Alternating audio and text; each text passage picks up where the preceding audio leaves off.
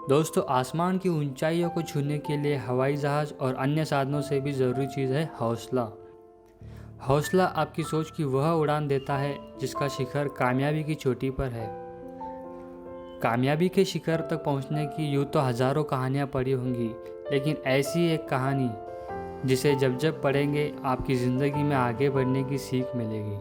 जी हाँ दोस्तों, आज हम बात कर रहे अबुल पाकिर जैनुलाब्दीन अब्दुल कलाम या एपीजे अब्दुल कलाम।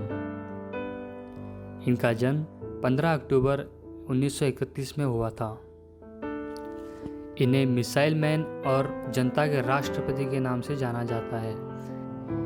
वे भारतीय गणतंत्र के 11वें निर्वाचित राष्ट्रपति थे।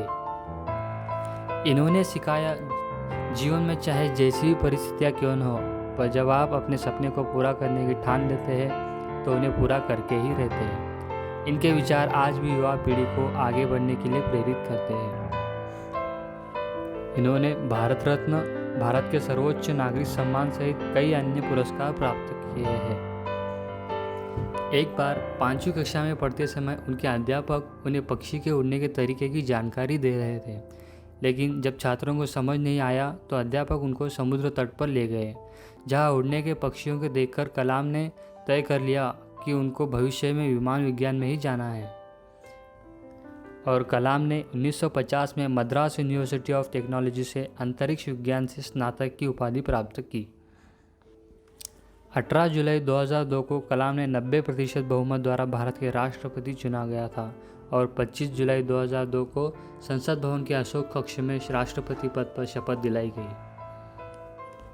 इन्होंने अपनी जीवन विंग्स ऑफ फायर भारतीय युवाओं को मार्गदर्शन प्रदान करने वाले अंदाज में लिखी है।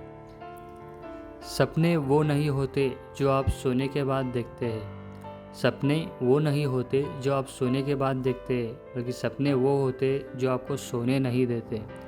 इन 2 लाइनों में कलाम ने पूरी ज़िंदगी का फ़लसफ़ा ही समझा दिया। कलाम की ज़िंदगी हमें सिखाती है कि मेहनत और ईमानदारी के दम पर इंसान कैसे मुल्क का सबसे बड़ी सफलता हासिल कर सकता है और कैसे रुकावटों को मेहनत और लगन के दम पर आगे बढ़ा जा सकता है।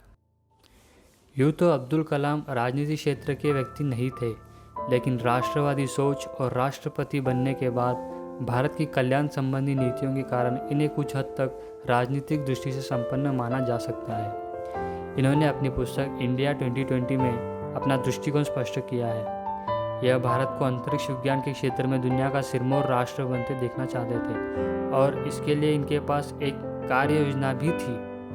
परमाणु हथियार के क्षेत्र में यह भारत को सुपर पावर बनाने की बात सोचते रहे थे। वो कहा जाता है ना कि मन के हारे हार है और मन के जीते जीत। अब्दुल कलाम बचपन से पायलट बनना चाहते थे और जिसके लिए उन्होंने देहरादून एयरफोर्स अकादमी में फॉर्म भी भर दिया, लेकिन परीक्षा में कम अंक आने से उनका चयन नहीं हुआ। तो इस पर भी अब्दुल कलाम हारे नहीं और खुद को जीवन में आगे बढ़ाते हुए वैज्ञानिक की दिशा में बढ़ गए और फिर पूरी दुनिया एक वैज्ञानिक के रूप में मिसाइल मैन के नाम से प्रसिद्ध हुए।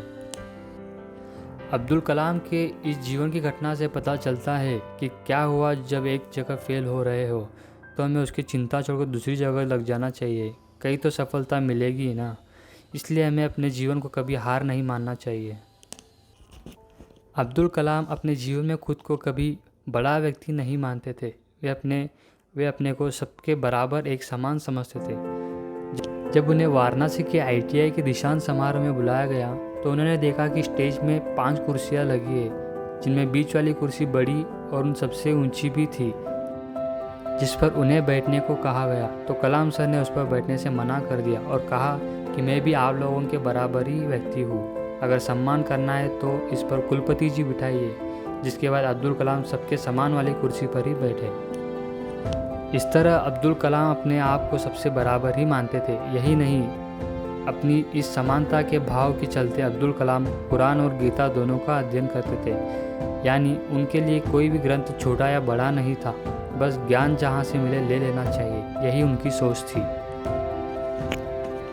जब अब्दुल कलाम का चयन राष्ट्रपति के रूप में हो गया तो कलाम सर ने तुरंत एक चैरिटी को फ़ोन किया और अपनी जीवन भर की जमा पूंजी दान कर दी और कहा, इससे मेरा ख्याल तो अब भारत सरकार कर रही है, इसलिए जो अब सैलरी भी मिलेगा उसे भी हम दान करते। अब्दुल कलाम खुद कहते थे कि सबसे उत्तम कार्य क्या है, किसी भूखे को भोजन कराना, ज़रूरतमंद की बेहिचक मदद करना, इंसान के रूप में दूसरों के लिए काम आना और किसी दुखी व्यक्ति की सेवा करना, यही सबसे पुण्य देने वाला कार्य होता है।